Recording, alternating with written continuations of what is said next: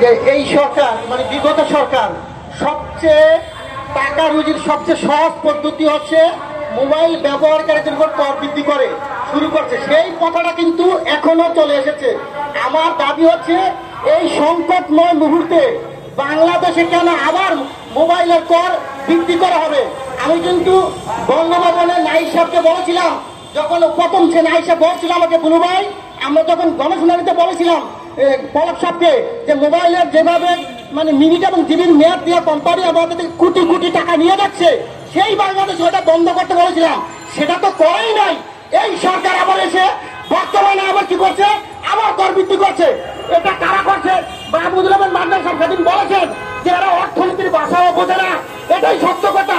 যদি তারা বুঝতো এই অর্থ এই সংকটের মধ্যে এই জনগণের অর্থ মানে এই মানুষের রুচি কিন্তু খুব কষ্ট আছে, সেখানে কর বৃদ্ধি করা এটা একটা মারাত্মক অন্যায় কাজ।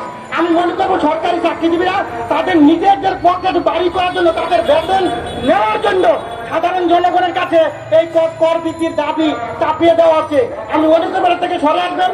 বলছি ভাই এটার জন্য মোবাইল ইন্টারনেটের জন্য প্রচুর পরিশ্রম করে। আমি মনে করি বৈদ্যুতার এই অনুষ্ঠানকে সার্থক এবং তাকে সাধুবাদ জানাই আজকে আমাকে এখানে কথা বলা দেওয়ার জন্য। আসসালামু আলাইকুম। ধন্যবাদ।